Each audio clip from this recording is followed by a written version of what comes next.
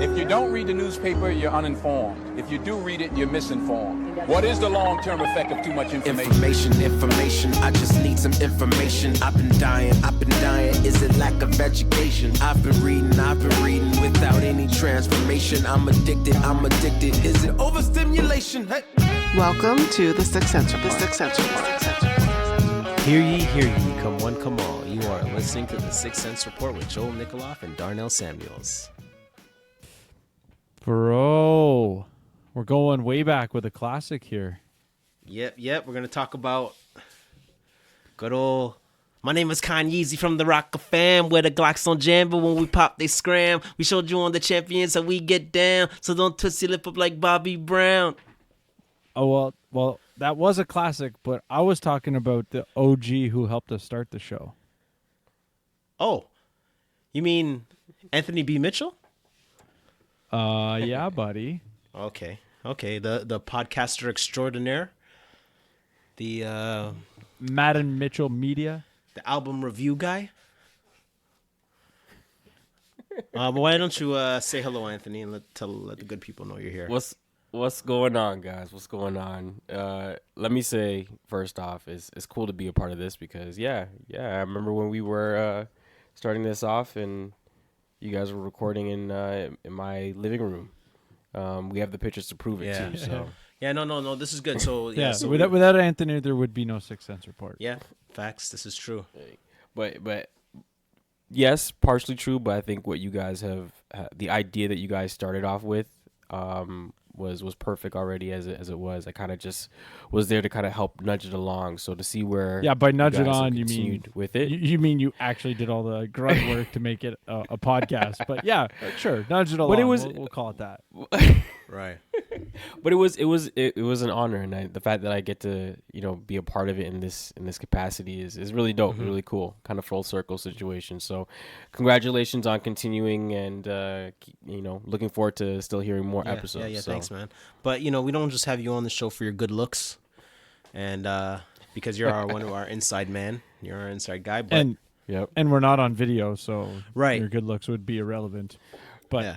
Right, but I'm trying to think. Am I supposed to take that as a diss? Or no, actually, no. It's a compliment. What are you trying to say, Darnell? Okay. Yeah. Okay, so I figured the reason why I say is because you are a professional album review guy, and you have a lot of stake and street credibility when it comes to album reviews and the Christian music genre, not just Christian hip hop, but Christian music as a whole. And so we thought it would be best to bring on somebody who knows what they're talking about and has some kind of insight into the culture. So you're that guy. So why don't you give people a background on who you are and what you do?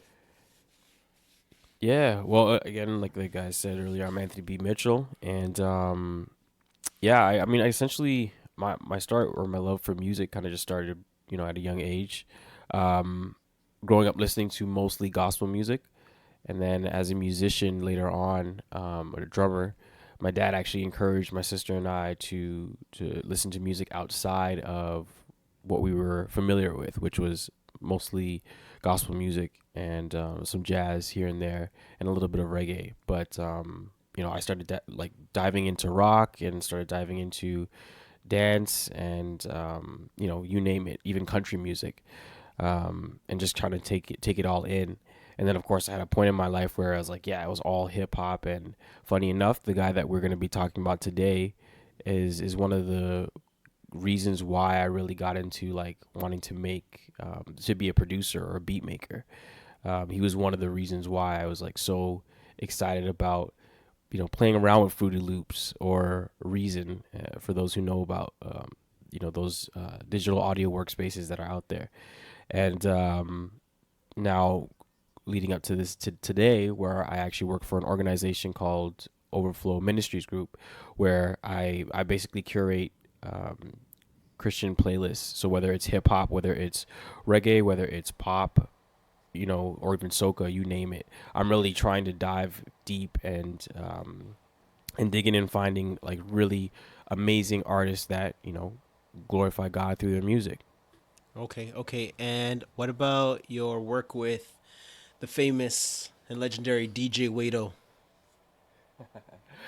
Yeah. So, man, that was a crazy time. That was a very enjoyable time.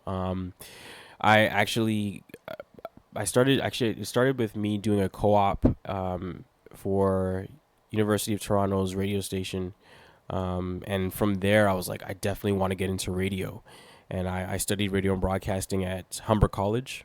And after that, I got an opportunity to connect with DJ Wado. And while I was connecting with him and building with him, I wanted to work with him. And before him and I actually started working, what I would do is I would create imaging pieces. So the imaging pieces, like, the voiceover guy, the deep voice that says, you're listening to, insert station name here. And I would create those pieces for him for his podcast. And yeah, he enjoyed it and got to a point where I was doing that constantly. And he was like, do you want to just, make this an ongoing thing where you actually produce the show? And if you go back to episode 100, that's the episode where I could say that was our official mark of me continuing to work with him for about 3 years. So I was the producer for the Wade All Radio Show for about 3 years, and I got the opportunity. He gave me the opportunity to be really creative, and till this day, like I'm grateful for that opportunity. Because of that opportunity, it landed again me in the situation that I'm in today. Yeah. No, that's good because and you also moved out to New Jersey just to do the work. Yeah, that. Man, I'm trying not to. I'm trying to keep to your time, bro. I could go on and talk about I think the it's whole important story, to show that you're dedicated to the genre and not just some passerby guy who just jumped into the genre. Yeah. But you have a lot of stake in the culture and you've done a lot, right? I mean that experience was interesting and honestly a God situation too, because it was like my mom didn't want me to leave and she wanted me to stay and do an internship here, but I was like, no, I want to do my internship with Wado. And I'm like, I want to make this happen, but it's like I couldn't stay at his place to do it. And we found out that my mom's cousin lived in New Jersey, but we didn't know exactly where. And when we put it in the map, it turned out he lived literally 10 minutes away from where Wade lived. So I ended up staying there, and I would just travel to his place, during the week. And then on the weekends, I would just, chill and do my thing. But yeah, man, it was an amazing experience. And it was my first time being away from my family, in that capacity. So yeah, man, I've gotten the opportunity. I was there for a lot of, ups and downs. And I think the biggest down, and if you listen to Christian hip hop, if I mention Ambassador and the Truth, I don't really need to go into any detail about that, but we'll just say that was like a situation actually people bring up even today, but it's one of those things that kind of, definitely rocked a lot of us, especially people that have listened to the music for years. But for some of the people who don't know who Kanye is or could care less, and probably listening to the episode like, man, look at this worldliness, Sixth Sense Report. Well, let's try to explain why we're talking about him. And it's not because of the MAGA hat? No, that too. I think that too. But you guys, yeah. So, but what would you guys say why this is an important concept or piece of news? I think it's simple. It's Kanye. I think that's the reason why everyone's talking about it. People that, and again, you literally have everybody that either are fans of Kanye West, are either fans of Christian music, or are just people that are kind of interested and curious about, his conversion, and kind of wondering, okay, like how real is this? Is this actually serious, or is this just like him messing with us? And I don't know. I mean, I've listened to it, and I'm just like, okay, it's opened up a lot of conversation and dialogue to the point where on Twitter, Jesus is King is trending. Whether you want to take that as, oh, that's the name of his album, or just something that's facts that Jesus is King, either way, people are talking about it. So, what would you say, Joel?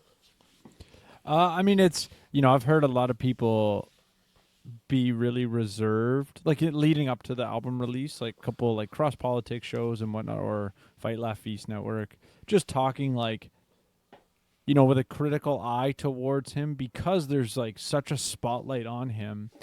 It's kind of like, I don't know if you guys ever remember seeing the like headlines about somehow there was a thought that like Eminem got saved. I don't know. This was like 2 years ago.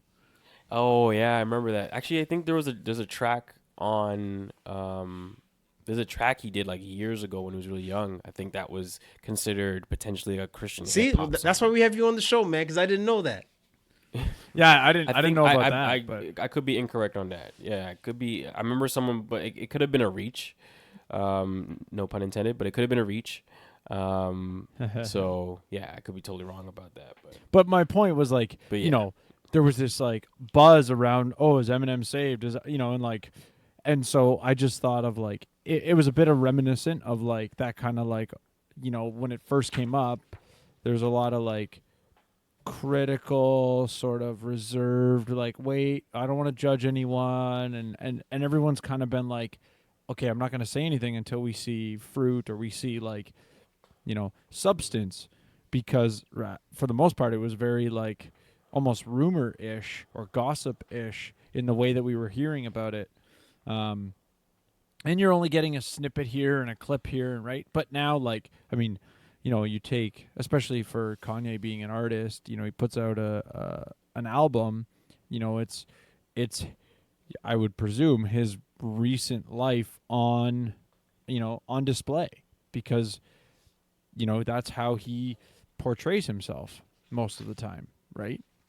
And so I think it's good to engage, because for many Christians, it's too easy to just kind of be like, okay, whatever the media says or whatever somebody says about this. Like, I'm sure there's plenty of Christians out there like, jumping on him in a negative way too soon.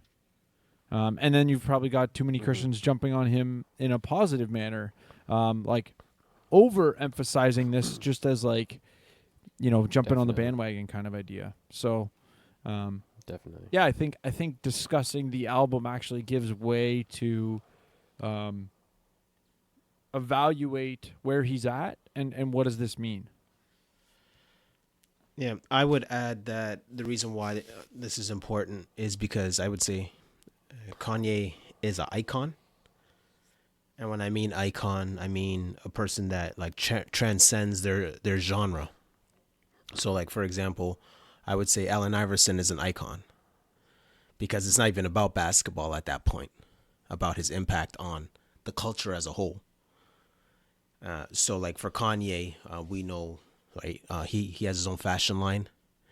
He's also sparked other fashion lines, right? Like Fear of God, who just did a Nike collab. And then you have Off-White, right? So you have these brands that are, even his shoe deals with Adidas and Nike, and his shoes outselling other major sneakers.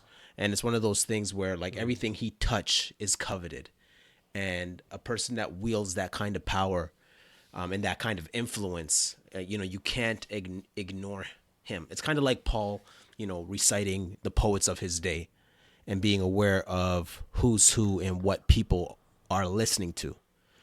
So that's why, I think it's good for us to talk about Kanye and his impact on the culture. Even like, we're going to talk about music, but like, what about politically and his impact politically, and how he has kind of become like this paradigm, I guess, for lack of a better term, for like black political thought, because he's a Trump supporter, right?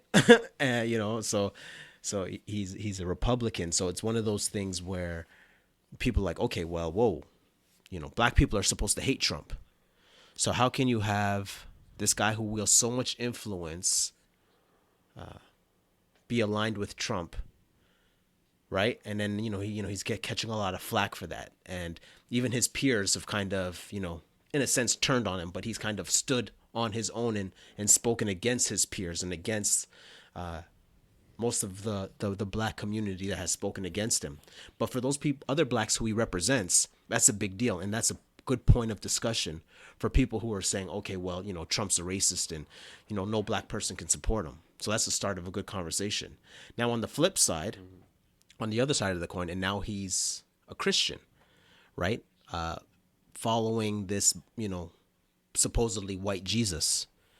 And so now that raises another question where you're like, okay, wait a minute. A public figure outrightly proclaiming Christ, especially a person is, if I think it's fair for me to say, to call, Kanye is super worldly. He's a really worldly dude. so yeah, it's safe to say he's a pretty worldly dude. And so when you heard his interview with Zane Lowe. Yeah, Zane Lowe on Beat One. Yeah, Beats One. And on that interview, it was like an hour and 54 minutes, and they were like on a ranch in I think it was Wyoming. Yeah, and it was just, and he was just there alone making beats and doing his thing and focusing on his craft. But it was a good interview, and it got a lot of insight into him as a person and where God has brought him. What'd you guys think of the interview? Man, I thought, well, I mean, first off, I'm a Zane Lowe fan, so I like to listen to a lot of the interviews that he conducts, because I think he's someone that tries to dig deep. And I'm glad that in this interview when he spoke to him, because I don't think Zane Lowe's Christian himself per se. I'm not too sure, but he could have easily, turned it in the conversation around and, could have easily questioned his beliefs and his faith and stuff. But I felt like he was balanced. He was fair, and asking genuine questions. And then even challenging him on other things like, hey, like you used to do this, but how do you wrestle with the temptations that you used to deal with compared to now? So, so I think the interview was great. I'll be honest, I didn't get a chance to get through all the long. end of it. Sorry, but that's why, bro, you got to listen to everything on 2 times speed. I know you do that, Joel. I don't know how you do that. It's hilarious, but yeah, maybe I should have done that this time around. But but it was good to even him talking about his, the reality is him talking about his family. It was those moments where I'm like, okay, it's a reminder to myself that, Kanye, as big as he is and how impactful he is, he's also a human being, right? He's a father, he's a husband. So a lot of the things that people, talk about him in a negative light, I'm just like, I can't imagine what he's going through. And personally, I kind of wish like everything that he was dealing with, I kind of wish it wasn't as public, because then that I feel like that allows him to breathe a little bit more and to just walk through his journey with people that definitely care about him, as opposed to having people on social media question everything, and he even brings it up in the album as well. But funny enough, he mentions the Christians, which is definitely something is happening right now. But there's also the people that aren't Christians and right away just think this whole album is trash. And I'm just like, I don't know how you can say that. Actually, someone on my timeline, I don't know how we're friends on Facebook, but said that he has a music degree and was like, yeah, this whole album is crap. I'm like, I don't understand how you have a music degree and you're saying that this album it sucks, basically.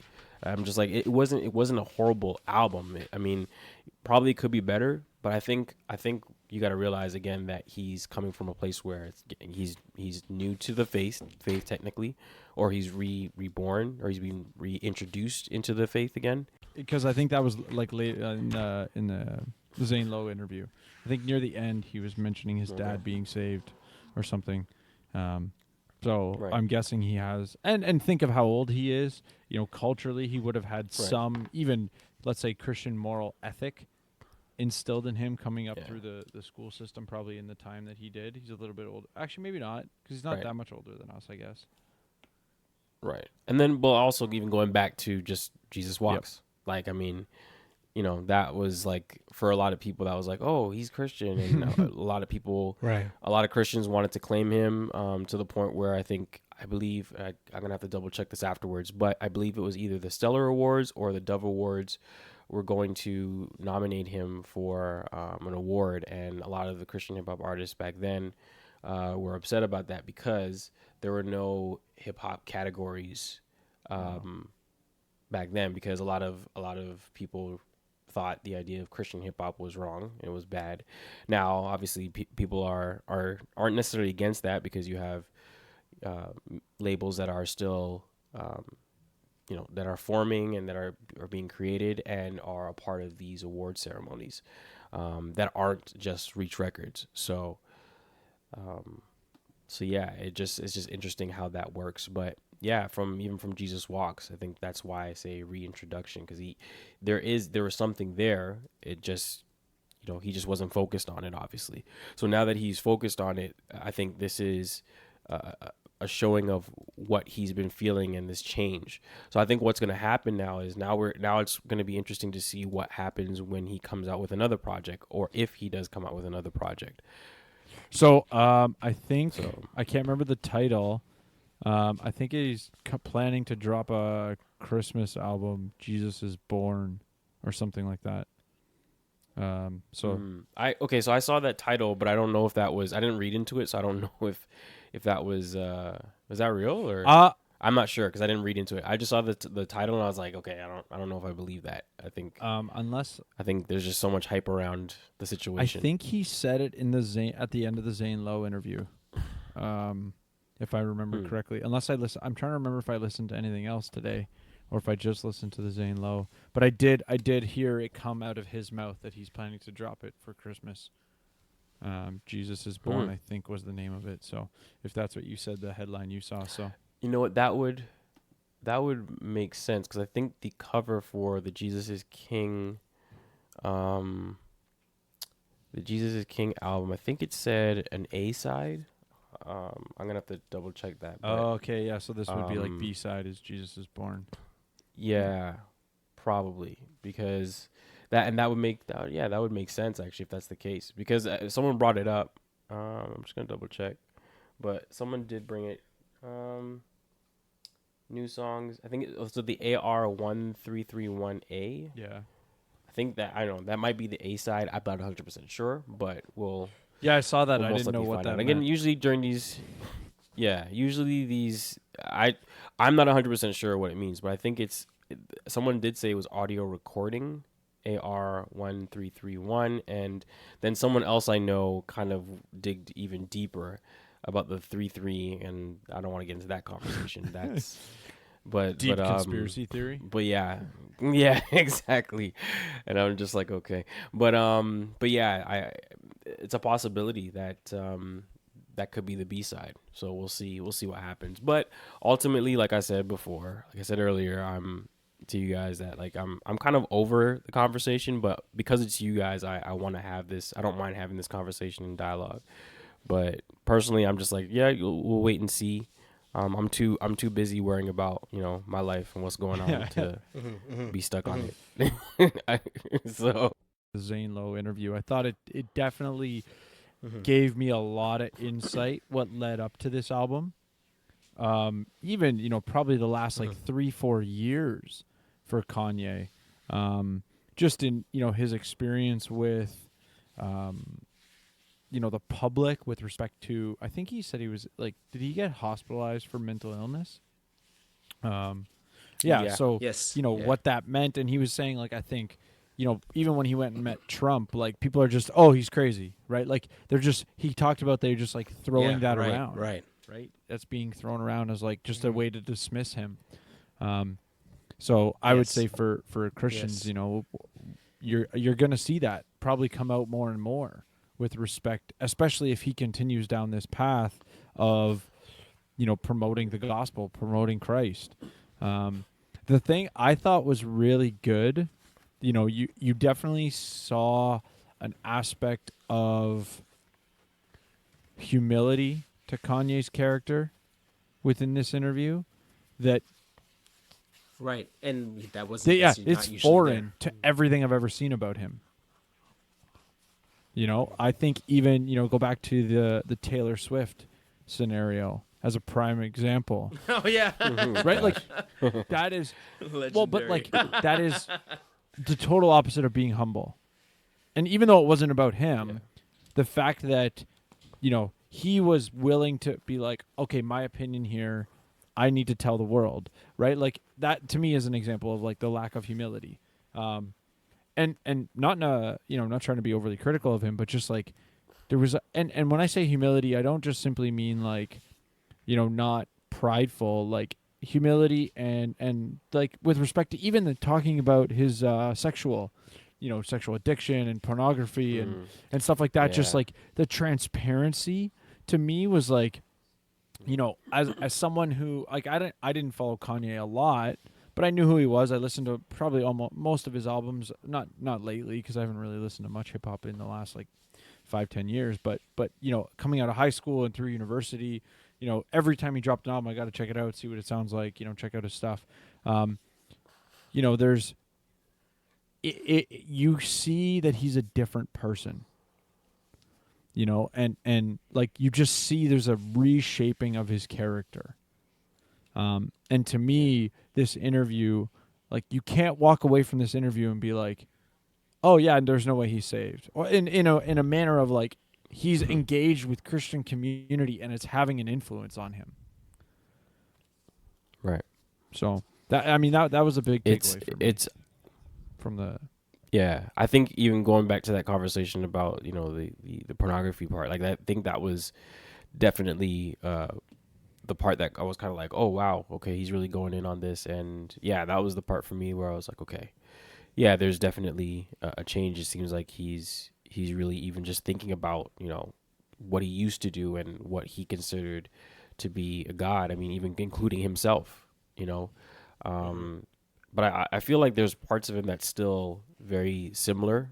Like when he brought up the whole idea of the dome, when he was building the tent on his property, and how that they had to knock down his dome, and how he equated that to essentially like it's more than just the actual tent, but it's also like him as a person. Like they're knocking me down and going as far as to report about it in the media when they could easily just say, oh no, you have to take that down, it doesn't meet this requirement in regards to the laws of whatever, and he takes it down and that's it, no problem, no issue. But they had to put it out in the media to kind of this idea of controlling, trying to control him, or at least control the narrative about him.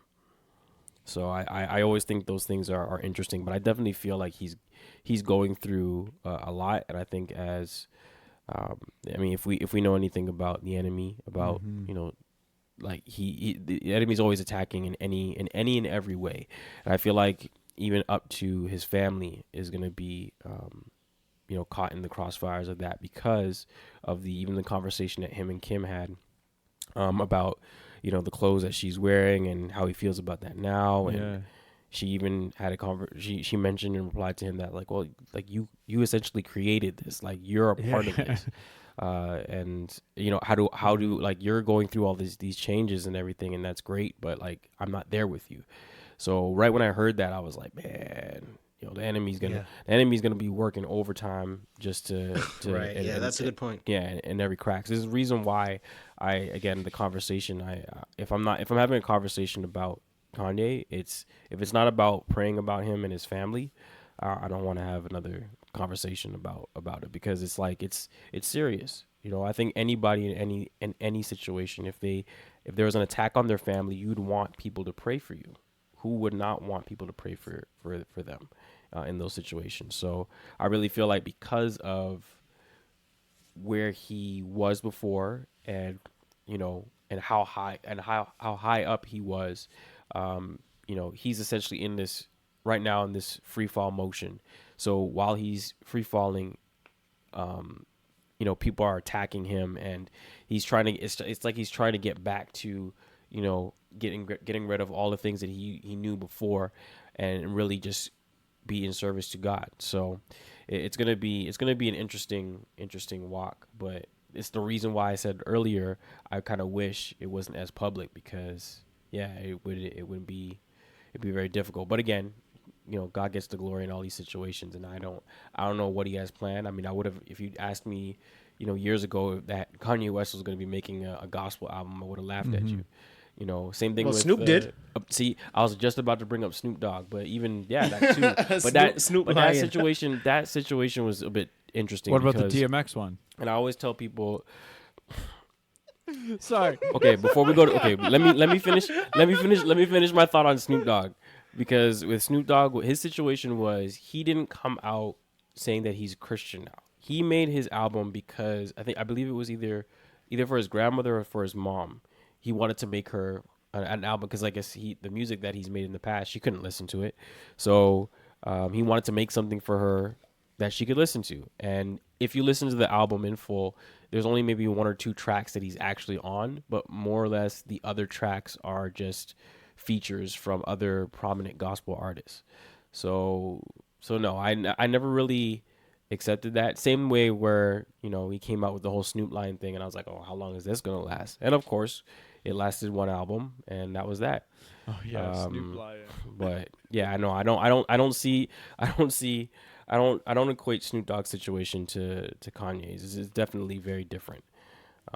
That's what I believe. And in regards to DMX, hold on, he came out with a No, he said he was gonna come. He said he was gospel gonna do album? a gospel album. It's never. I don't think he ever ended up releasing one. Okay, I was about to say I don't remember hearing about that, and I'm surprised that I didn't hear about it, because I feel like everyone would be talking about it. Yeah. But yeah, that'd be interesting too.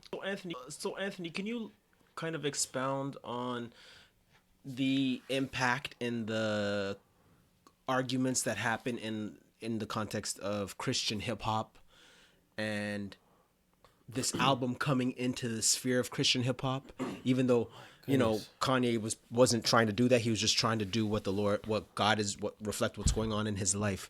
But the climate of Christian hip hop was kind of rap about Jesus, BPM, JPMs, Jesus JPMs, yeah, Jesus per minute on an album, and that argument. So can you kind of like touch on that quick and just what all the fuss is about for people who don't know? So, okay, what it is that for so long, Christian hip hop has been around, going back, I want to say to maybe the 70s. But obviously, it wasn't, as years went by, just people never took it seriously, because you're getting blowback from both sides. You're getting blowback from the Christians who believe that it is of the devil. And then you get the mainstream people who really think it's whack and it's corny. So, fast forward to labels like Cross Movement, Lamp Mode Records. They gave people an opportunity to listen to something that was different from what you heard in the mainstream. Sure, production wise, it wasn't always there. Even Tunnel Rats as well. I gotta mention, those guys too. Or even going as far back as Stephen Wiley, who was rapping around the same time Curtis Blow was around. So like, there's a long history of Christian hip hop that's been around for a long time, and the work that's been done, it's amazing. I think is amazing. Mostly because it's just something I enjoyed digging for. And in regards to why a lot of people might be upset about this album, is because, it's, and I think it might be a flesh thing, and you guys can correct me if I'm wrong, if you think I'm wrong about this, but the idea that Kanye West can put this gospel album out and then all of a sudden it's like it seems like it's accepted, but I think what's happening as well is people are forgetting that on social media, when you're following a certain group of people, it shapes what you see in that circle. So you're not seeing that other people are on the outside saying this album is horrible. And actually, I saw someone comment and said, I don't really like Christian hip hop, but Lecrae is better than Kanye. Like Lecrae's music is better than this Jesus King is King album. Whereas you have other people are like saying the same something opposite of that, saying that Kanye West says Jesus on his album more times than Lecrae does. So like it's just weird. That's yeah, rude. That's disrespectful too. But anyways, go ahead, bro. Yo, trust me. I agree with you on that, because I'm just like, people are out of hand right now.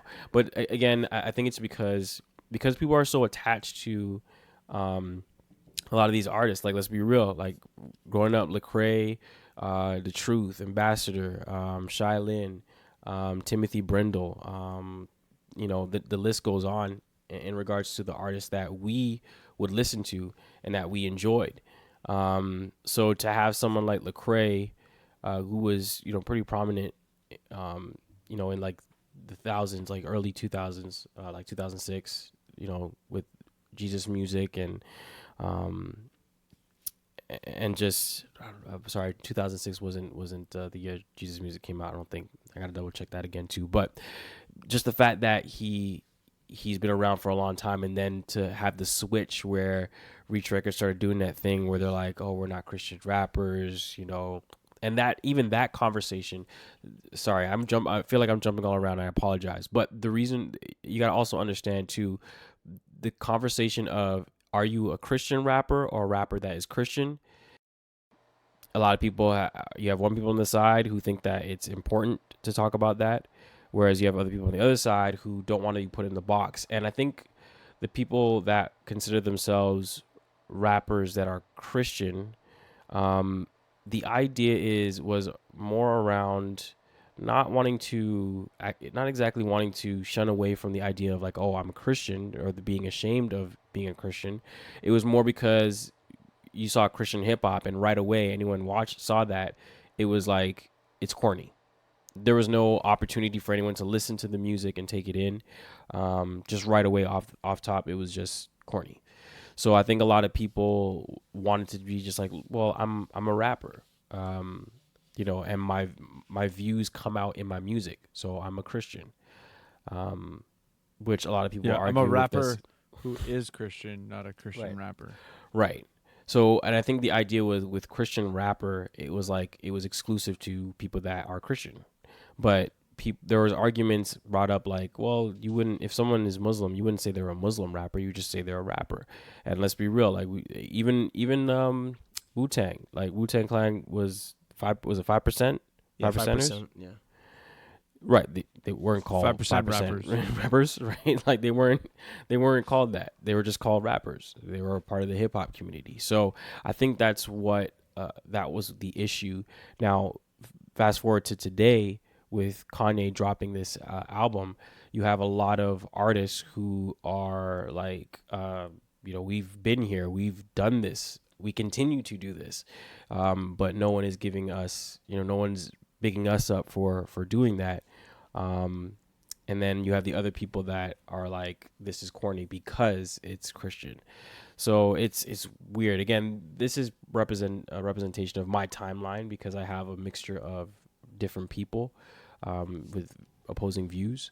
But then you have the other people that already, that just simply don't like him because of his past.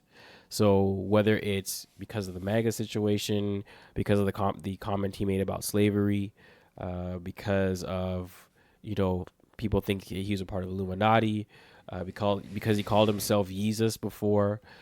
Someone that's not Christian on my timeline on Facebook mentioned that he hasn't been repented of the things he's done in the past, which I'm like, well, I think they're looking for a public repentance, but I'm like, even at that point, if he repents publicly, are people going to still believe him? So it's really a mixture, but it for me, it's annoying because a lot of the artists, and I was listening to the album, and it just made me think of the idea of that. I feel like Christian hip hop artists, yes, have been doing this, but it also goes to show you that there's talent there. We have talented artists. and I say we because I'm steeped myself into the Christian hip hop community for such a long time, where I literally, that's all I listen to most of the time. I don't really listen to mainstream stuff. You know, once in a while I'll dabble into it if I'm listening to a radio station. Well, you're always curating but a for the playlist, most aren't part, you? I'm listening to Christian. Yes, but even in my spare time, like I'm usually listening to Christian music. Like it's not even off of like, oh, I don't want to listen to secular music, because you know I have my reggae tunes, my my 90s R&B and 90s hip hop or whatever that I'll jump into from time to time. But for the most part, I just prefer listening to the Christian artists that I curate a lot of times, and there's a lot of great music out there. So 90s R&B, is that what you put on for the wife to set the mood? Is that what you're talking about? yeah, that for the mood, you know, when we want to get into a dance party. But funny enough, I have a playlist called Forevermore that is also essentially Christian love songs, if you will, for a lack of better term. I don't want to say Christian love songs; it sounds so weird, but yeah, I found Christian artists who sing a ballad, right, who sing a ballad. So whether it's about, you know, their wives or their husbands, or, you know, when they were courting them, like it's good. I mean, a lot of people have the conversation of like, oh, I want to be able to play my R&B, but then when you listen to the R&B from back in the day and even today, it's like it's very raunchy, and it's like, do I really want to be listening to this? So it's like, okay, what's out there that's good that I can listen to and that glorifies God? And boom, I have the Forevermore playlist. I mean, I'll send you the link, Joel. You can add it to We'll the, definitely add it to the show notes. yeah, put add it it in to the the show notes. page. But Yeah, I mean, you yeah. can use that to set the mood. You know, if you're going out on date night, boom, you got that. But yeah, that's all dope, all that to say that again, I think the album is there to you know, spark a conversation, a dialogue, and that's that. You know, Okay. I don't, and it's just also an expression. He's an artist, so it's an expression of where he's at, and that's it. He's kind of opening up the door a little bit for us to see, okay, there's this change, and he's serious about it. Like the fact that he said Yahweh on his album. Like I had that moment. I was like, yo, no one, like even if you had doubts, like no one that's trying to trick anybody is gonna go around just saying Yahweh, dropping like, Yahweh. No, Yeah.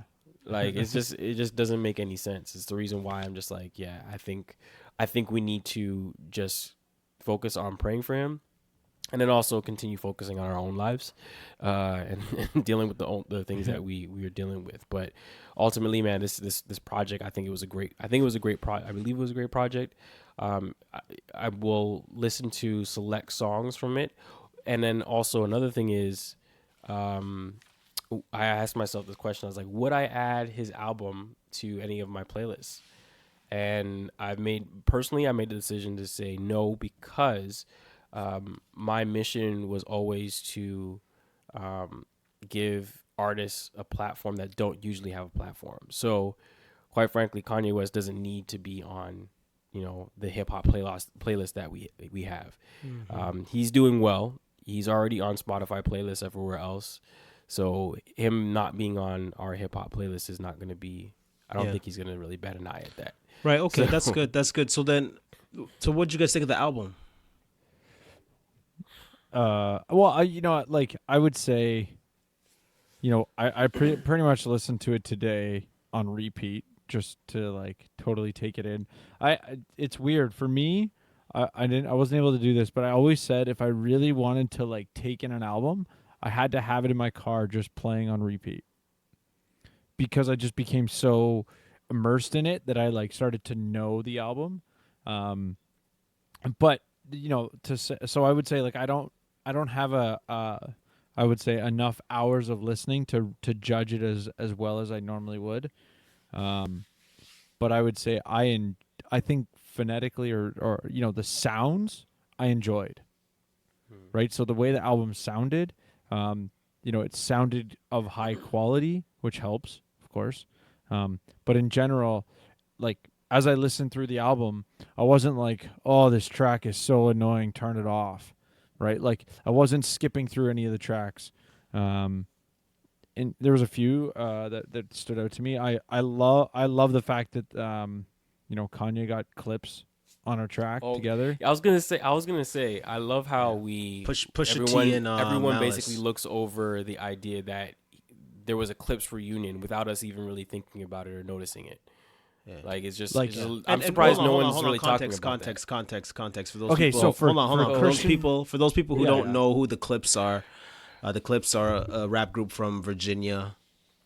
Came out under Pharrell, but the main thing you need to know about them is that they're brothers, and what ended up happening was there's brothers. It's Malice and Pusha T, Yeah. and then what ends up happening is that Malice comes to Christ, and he has a conversion back to experience, and basically he stops, he stops Clips. carrying on the negative content that he was pushing before, and so now he no longer goes by Malice, but he goes by No Malice. Yeah, no matter. And so him and his brother don't necessarily work together as much anymore. Well, they haven't. They haven't. He, no. and he explicitly said he didn't expect to be on an album together, No. right? Or even a track together. Right.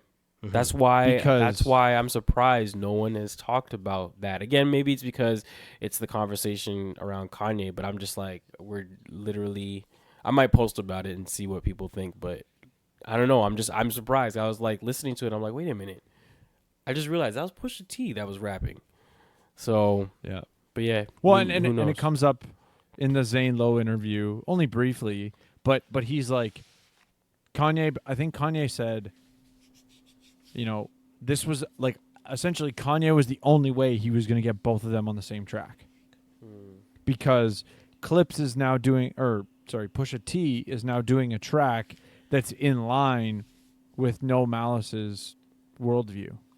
Right. And I don't know if you guys noticed, there's a line in there where basically No Malice references his brother being away, like an apostate or like away, backslidden. No, I didn't. I- See, I gotta go back. I think I was just caught up in the fact that it was Eclipse. I was just like, this is actually happening right now. But yeah, no, I didn't check that. So I actually really like that track, which surprisingly I thought it was gonna grow on me in a negative way because it almost sounds like the car door noise, like beep beep beep is like part of the beat. It's like a beeping Yeah. noise, but it's different, but it's not overbearing. Like I think the volume of the beep isn't too loud. But anyways, so that's one of the tracks that I've played a couple times, and I actually really liked it. The Use This Gospel, I think it's track 10. Yeah. Actually, it's funny. I mean, I forgot that Kenny G's on there too. So, always good to have Kenny G on the track. Oh yeah, no, everybody loved that. Yeah. So I mean, as I listened to the album, as I said, I liked it. I liked the sound of it overall. I saw Darnell's post on social media. What? Where Darnell took issue with the lyrical quality. Lyrical schmiracle. So before I say my response, Darnell, why don't you say your 2 cents? No, about we'll read out the quote for those who are following. Do good at Darnell on Twitter and on Instagram and on Facebook. If you're not on social media, I made a post, and what does it say, Joel? Do you have it there? I can, but I didn't have it. Yeah. So I made a statement on what I thought of the album, and I basically said that Said it was trash. I'm joking. no, I said I like the Unsaved Kanye better. Yeah, I gotta hear it. Don't get it twisted. I'm glad he walking with the Lord, but the bars on Jesus is King seem a tad bit early. CHH. I've heard better. I want to be wrong about this, so I can jump on the bandwagon. So share the best bars from the album with me. With a couple emojis in there, of course. Yeah. And I read it. I read it when you released that. I actually read it. I think around the same time. So I figured, it's not gonna be a big deal or whatever. But boy, was I wrong. That thing blew up. I was just like, oh, this turned out differently than I expected. Yeah, a lot of people got mad. What'd you think? What'd you think, Joel? What'd you think, man? Because you gave me a crying emoji, man. I was like, well, because I hadn't heard the album yet. Like I was like, that was my exposure to the album. That was me. Right. So was your? I was like, oh man, like I wanted it to be fire, right? Like for the glory of God, right? Like, yeah. But I mean, your Twitter basically there was a bit of a ghost. Nobody responded, but on Facebook, you and got Instagram what, and on 36 Instagram. comments on Facebook, and then I got a lot of feedback on Instagram. and Anthony B. Mitchell got his good post of popcorn eating. Oh yeah, Popcorn eating Michael Jackson. Yeah, I had to do it. I had to do it. Really can't. Yeah. So okay. So let me break that down. What I said, because I'm sure there was people, and they were good. And these are people, good friends of mine who were just coming at me and saying like they're disappointed in what I had to say. And actually, somebody was questioning my salvation. That was hilarious. That part was just killed. Yeah. Oh my goodness, man! I was like, wow, really? Yeah. Well, it's all, everybody's entitled to their opinion. It's cool. This is what we've come to. Yeah. But I'm sure that person was coming from a good place. To say that, you know what I mean. So I don't mind. I don't mind being called out like that. But so basically, my issue with the album was that, I'm a big, Kanye fan, and from his first, second, third, fourth album, just going forward, this is his 9th album for those who don't know. Jesus is King, and yeah, and like I hold him in high esteem as a lyrical guy, and I guess I was hoping for, the all around the world digital underground Pac, the Rudolph the red-nosed reindeer of the rock. I took my chain, my 15 seconds of fame, and came back next year with the hope can game. I was just like, I wanted that. I wanted that Kanye. I wanted that mayonnaise colored Benz. I pushed miracle whips. I wanted that Kanye. But see, and so you're asking for that Kanye, not realizing that for him, that Kanye might bring him back to a bad place. Right?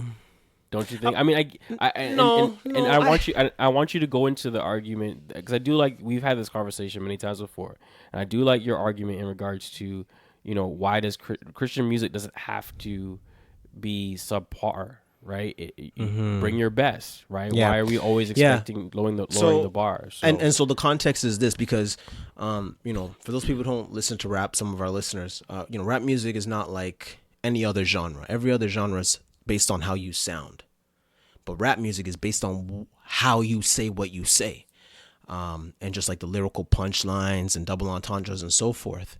And so when I was listening to it, it was just very basic. Simple. And when I mean basic, I mean, so it was like I asked everybody. So when I asked people, when I made that post, like, yo, just send me the bars. And even the people who were disagreeing with me weren't even sending me bars. And even the guys who did send me the bars, I asked them, did you think this was hot when you sent me these verses? And he's like, actually, no, they're not hot. But I love where his heart's coming from. So I'm not talking about his heart. That's nice. Praise God. And technically, rapper Jason said it best. Just because you rap in the world doesn't mean you can rap for the king. That's not a necessary transition. Right. Yeah. So it was just one of those points where I was just like, okay, lyrically, it was subpar. And I'm looking at it in the context of, because people were saying, he's a baby Christian. He just came to the faith. He's not going to have that rich theology that Shylin has or Timothy Brindle. But that wasn't the point, because, I've been listening to, Christian hip hop for a very long time. And there's a lot of guys who probably never even cracked the Bible, who's got some pretty dope verses about Jesus. And so it's not necessarily about his theology. But I guess, and he said it in his interview, you know what I mean? He doesn't see himself as an entertainer, and he's not here to entertain anybody. So, it's fine. And he is where he's at, and he just did it as he did it. But I don't think it's okay to give him a pass. Like there's no participation award. Hip hop, like Eshawn Burgundy said, hip hop is a competitive sport. And I'm not handing out any participation award to anybody, saved or not saved. If you don't got the bars, I'm not trying to hear the album. Right. And so I felt like Kanye kind of left me hanging on this one. So Okay, again, but do you think that might be your fault though? yeah. Because because of For your sure, high for sure. expectation. Oh yeah, for sure. But you know what I mean? Like if my peers send me an album, they get the same thing. I'm not gonna give Kanye a pat on the back. You know what I mean? I'm not gonna do that. I'm not gonna hand those out. You guys can hand those. I'm not handing those out. Like I'm not. If I want to listen to a worship album, I'll listen to Kirk Franklin or Ty Chibret or whoever. Right? You know what I mean? I'm not pushing play to hear Jesus, Jesus, Jesus, Jesus save me, Jesus bless. I don't want to hear that. Yeah. I just came off of listening to Hoodie Season 3, Say La the Corner. Yeah. You feel me? See, you know what I mean? If you want bars, if you want bars. But that's like I was just listening to that like 2 weeks ago, so I'm just like, okay, or even like, I consider Sho Baraka one of our elites lyrically. And so now, I guess I was just really hoping that Kanye would have that that fire, that ambition, that I'm at just coming at it, but he didn't do that. So it's okay. And it's okay. I agree with what you're saying, but I think the expectation is just too soon. Yeah, I think you just need to wait. Yeah. That's and all that's it fine. is. And that's okay. You know what I mean? And he's allowed to take an L. He's allowed to take an L for this one. Okay, but no, I don't think. Oh no, see, that's the thing. no, it's okay. No, It's okay. I don't it's think right. he's. No, it's it's okay. no L. It's no hey, L. No, hey, it's not an L. it's okay. It's Hey, not man, an L. hey, Anthony, it's not an okay. L. Hey, Anthony, not an man. L. Hey, Stop man, this. we gotta pray. We gotta pray for Stop Kanye, man. this. We gotta Yes. pray for Kanye. Yes, we do. Yeah, that's Stop all. this. That's all He we didn't gotta take do. an L. We gotta take an L. We gotta pray for his family. We gotta pray for the bars. Yes, that's true. Right? But he Right? didn't take an L. Okay. Pray for the Stop family. this. Pray for the Stop bars. this. All right, Stop that's what we're gonna do. All right, so what's my everybody's 2 cents on this gosh. whole issue? He didn't What's take y'all an 2 L. cents? That's my 2 cents. He didn't take an L. That's my 2 cents. Stop the recording now. Well, I would say he took a big L, and I ain't talking about a Cool J. What? Wow. He's a big L, and I ain't talking about a Cool J. Wow. Okay. So Okay, what's my your 2 cents. My 2 cents. Oh, sure. Go ahead, Joel. Go ahead. Well, I was gonna say, why are you judging a gospel album as a rap album? Because he's a rapper, and rappers rap. Well, okay, And, so but see, that's I even think- that's a confusing thing too as well, right? Because Joel, you're saying gospel, and I'm thinking in my mind, I'm thinking gospel as in Tasha Cobbs, like Kirk Franklin, or Ty Agreed. Tribbett, or right. So, but it's technically a rap album because he's rapping. Well, no, I mean he called Right? it like he's like again. I got this. Maybe it's from the Zane Lowe interview, but it was like he's like, I'm not doing rap anymore. I'm only doing gospel. And But now I think, maybe and I think that's the thing. Like, okay, you know how you guys always do this on Six Cents, like on this podcast. Like, you guys always say define your terms, right? I think that's one of the issues that's happening here too, as well. Because even in the Christian music industry, and it's funny enough, there was just recently an issue with Kirk Franklin, where Christian music, there's a tug of war between Christian music and gospel music, which has for as long as I can remember has basically been Christian is white, gospel is black. But for me growing up, I've always thought Christian music is the overarching title, and underneath it you have CCM, you have gospel, you have pop, you have reggae, whatever you name it, rock. All those different things. That's what I've always understood it as. But dealing with some of these industry people, like there's this difference, which is so weird to me, because it's like, no, this is Christian music. No, this is gospel music, which essentially is Christian's white, gospel's black. So I feel like for him, when he's saying gospel, I think it's probably even just the idea of it's more out of, oh, I'm speaking about the Bible and this is the gospel, so my music is now gospel. It's not hip hop. Mm-hmm. Does that make sense? No, 100%. And like I kind of actually threw that out there to kind of point out the fact, like to kind of get what you're saying too, right? Like I don't know how to interpret what he's saying. At the same time, like part of it is like maybe he doesn't even know what he means, right? Like. I think there's an aspect where when he says gospel, he means a little bit more worship. And if he's trying to produce a worship album, then that's where I think maybe that's what this qualifies as, because it's this hybrid of a little bit of, Wait, with lyrical Pusha T? That's what I'm saying. There's like this hybrid between like gospel and rap. And But so see, and then Darnell, you mentioned Pusha T, and Pusha T that's not new, because then you have people like Tasha Cobbs who had Nicki Minaj on her album. You have people like Corbin Hawthorne, who's a new gospel artist who has I think it's Yellow Beezer or something like that, but one mainstream artist that's rapping on her music. You have Mary who had LL Cool J on one of their old tracks. Like, the idea of gospel music artists and like mainstream artists, or what we would call, I guess, secular artists, kind of combining together is not exactly a new thing per se. But again, it's again, I think it goes back to the whole defining terms, which I feel like we're just throwing around terms. Well, that's why you're here. Understanding. That's why you're here. You're the professional. Right. No, that's true. But again, it's also, I could define these things, and I'm saying that this is what this is. But again, you have a lot of other people that are, well, no, actually, it's this. So with Kanye, again, going back to what Joel was saying with Kanye, he might not even understand completely what he's saying as well. Again, I think it's just because he's, kind of gotten the gospel, received the gospel, and he's like, well, my music is a reflection of that, so therefore I'm doing gospel music. I think it'll be interesting to see, his progression. I think he's in a very worship phase, because of his, recent conversion.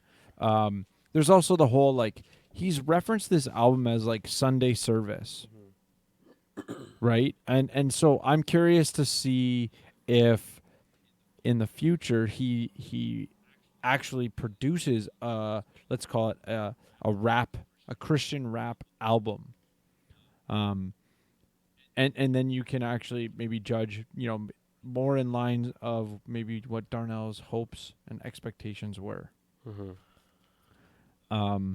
At the same time, so to come back around, I would say and maybe I was poisoned by my buddy who I'm gonna reference, a guy I went to university with, Ahmed, always used to rip into Kanye about his lyrics, because comparing him to Jay-Z and Eminem, he the comment I can always remember him making, and 808 and Heartbreaks was the album at the time, I think, was that he would just make up words in order to make things rhyme. And so I don't know, I've never considered Kanye to be a lyrical genius, but I have considered him to be a musical genius because of the production that goes along with the rap, or the song in general. So the way that he makes the music sound underneath the lyrics, even if the lyrical content is sketchy based on my the comments I'm referencing. So I don't know, Darnell, when I say that, how does that fit with? I mean, I know you've pulled out a couple good punchlines from him already, but do you agree that he isn't necessarily considered a lyrical genius, but he's really the musical genius? I get a split from everybody. There's some people who don't give him credit, and there's people who do. I get a split, but I think it's his wittiness as well. But you can't sleep on it. I mean, even he has a line where he says, "We can't cop cars without seeing cop cars." Yeah. We can't cop cars without seeing cop cars. Little stuff like that. Little wordplay like that. It's really dope. But like I said, I respect him as a lyricist, and there's some artists. Many artists who try to not just copy his production, but his whole style. Yeah. Even just his success speaks for itself. Even the fact that he can rhyme side by side with, Jay-Z, one of the greats, and even Jay respects him lyrically. So it's one of those things. But for my 2 cents, I feel like I'm happy. I'm happy he's converted, and that, just like everybody else, we have to just be patient, and only time will tell, and that's okay. And I feel like the most important part about all this is Jesus is King, and that the album came out. The album is heresy free. Praise God for that. People are enjoying it. People are loving it. It's going viral. I love it. But the most important part is that, it's sparking the conversation, because it raises the question, Jesus is King. Okay, well, what does that mean? So for those of us who are Christians, we got to be on mission now. So when we do engage people at the barbershop and all these other things, we got to be able to say, okay, Jesus is King. So what does that mean? Right? So it means that, all power and authority has been given to him. Matthew 28:18. Right? So kings reign. So what do we make of Jesus's reign in light of all the inequality we see in the world? Right? Because one thing to say he's sovereign, but we're like, okay, but the world's a messed up place. So what kind of king is he? Is he failing? By no means. Right? Right. Jesus, remember, so Jesus is a king. He has a kingdom. Jesus has 3 objectives for his kingdom: the redemption of his people, free them from their sin. That's 1. 2, free them from demonic spirits. And then 3, the final establishment of the new heavens, new earth. That's it. That's his agenda. And it's important to get the agenda right, because the coming of the kingdom did not mean that it would be doing away with the conflict between good and evil, or bringing about a utopia. That's not part of the plan, right? Right. So the bottom line is Jesus is king, and he's winning. And if you're not submitted to his kingship, you're losing. Yeah. Right. So right. So now, if you're a Christian, how do you judge the success of the kingdom? Well, it's not by your timeline. It's not by your Twitter timeline. It's not by your Instagram timeline. It's not by your Facebook. If you are interpreting God's kingdom through that lens, you're losing. Right? So it's very, because think about it, like conversions, the things that God's kingdom is about, conversions, churches being planted. Is that going to be viral? Is that going to be blowing up in your timeline? Would that be a trending hashtag on your Twitter feed? No. Right? So as people who are part of his kingdom, who are submitted to this plan, right? We have eyes to see and ears to hear, so that we're discerning and seeing the true fruits of Jesus' full reign and what he's concerned with. And when he comes back, right, he's going to restore everything to the way it should be. So again, Jesus is king. Let's be on the winning team, submit ourselves to his kingship, and represent the kingdom and articulate it to unbelievers who are asking, okay, what does this Jesus is king thing mean? Of course, now Kanye didn't articulate these things in the album, but we can articulate it for him as he continues to develop his theology. And that's my 2 cents.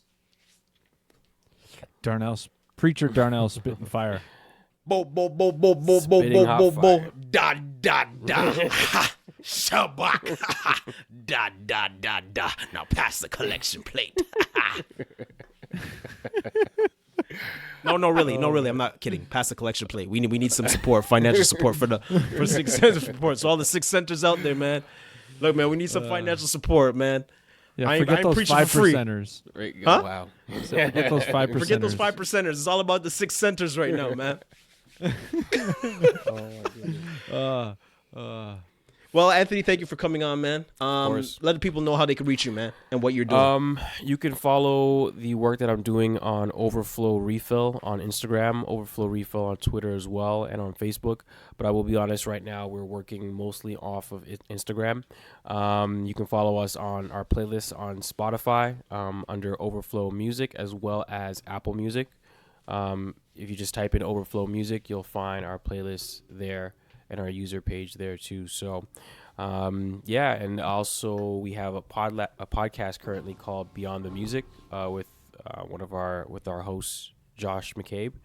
So you can check out his podcast as well. And the website is Overflow Ministries Group.org. And you'll basically find kind of what we're up to, what's going on, and of course, Joel, I'll send you the information so you can add the links in the description. Perfect. But yeah, that's where I'm up to right now. That's where I'm at. And if you're also, I mean, outside of that, if you're looking to get your podcast started too as well, you can email me at maddenmitchellmedia@gmail.com. We can definitely have a conversation there, and I can get you started same way I did with Joel and Darnell for Six Cents Report. And Sean Ediemi and Dollar Yes, Savvy. Cheyenne. Shout out to Cheyenne. Doing the Dollar Savvy podcast, and I know. Actually, no, I won't say nothing. Never mind. There's a nice episode depending on when this is released that's coming up that I'm excited about. So, yeah. But thanks so much for having me on, guys. And yeah, again, this like you said it all right there, Darnell. Like I think Jesus is king. That's kind of just it's simple. It's as simple as that. You know, it's black and white like the Three Stooges. You know what I mean? Or black and white like Joel and Darnell in the Six Cents Report. There we go. There we go. So you're not editing that out. You're definitely not editing that out. No. Okay. 6 cents makes change. No big deal.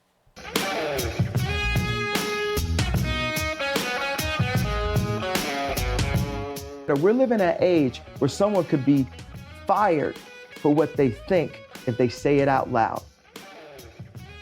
That's the age. Wake up. This is 2019. This is where we are at right now. This is what Dave Chappelle's whole point was. Stop killing the art.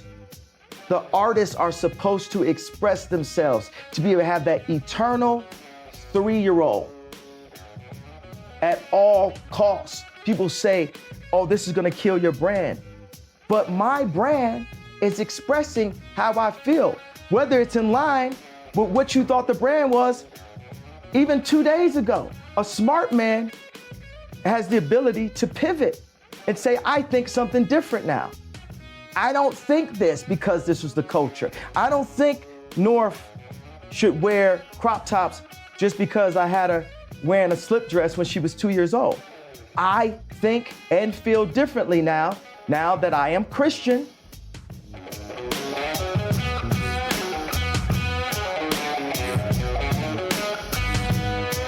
But you heard me? Does that make sense?